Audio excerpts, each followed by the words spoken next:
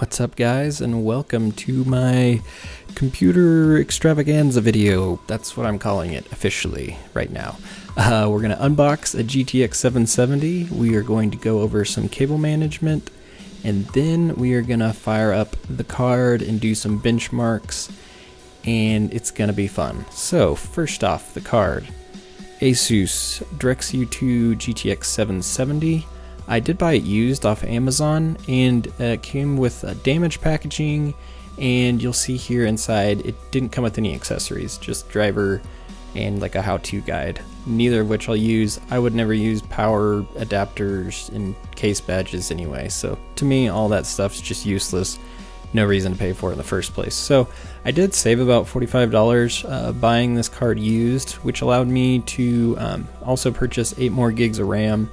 If you guys didn't know, I sold my 7970 to a Bitcoin miner and bought a 770 and 8 gigs of RAM, and I still had money left over. So AMD cards are just going for a lot of money right now. That's why I decided to switch over to NVIDIA. So far I'm loving the 770, and I loved my 7970 as well. So both companies are great. I have no bias whatsoever.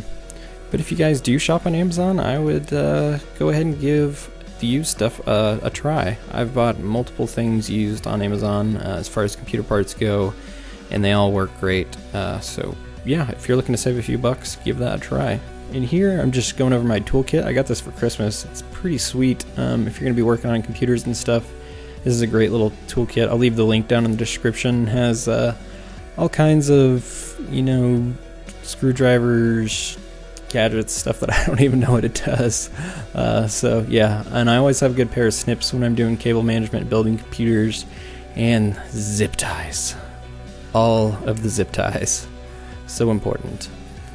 So my case is a Themaltake Overseer. It's a pretty nice case. Some people might not like it. I like it. It's got a lot of room inside. It is freaking spacey. So you can see here there's also kind of a beveled edge on the outside, and you can jam cables in here, man. It's pretty awesome, especially when you have a power supply like mine. 750 watts, non-modular. Great power supply, by the way, but its main downfall is this rat's nest that comes with it. So by the end of the video, you will know how to tame that.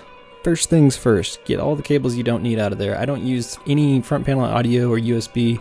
I don't put my dog in there, even though she likes the cables. If the cables do have to stay in there, zip tie them and tuck them away. All the cables you're not using, zip tie those together and find a nice spot inside your case to put them. I prefer to put them in an empty hard drive slot, as you can see here. The next thing I'll talk about is braided cables. These are braided extensions that I have on my case.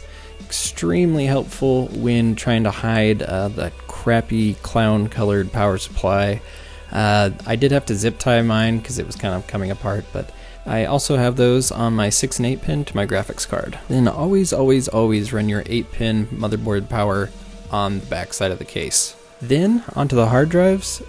Try to put them all in the same spot if you can. That way you can just loop one run of SATA power and then tie all of your SATA connections from the motherboard all along into your hard drives. It's not the prettiest thing to look at on the back side, but that's not at all what we're concerned about. So as long as the side panel fits, we are good to go. Alrighty, now onto the inside of the case. You can see those sweet braided cable extensions there.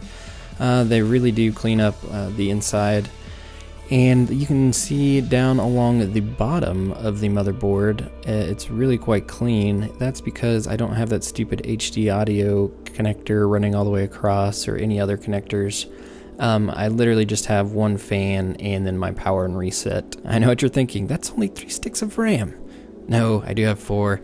I had to take the heatsink off of one because of the push fan on my push pole. It's not that big of a deal. If you have to do something similar, I guarantee you are not going to notice a difference, so I wouldn't be too worried about it. Alright, I hear you screaming at the computer. Okay, roll the benchmarks.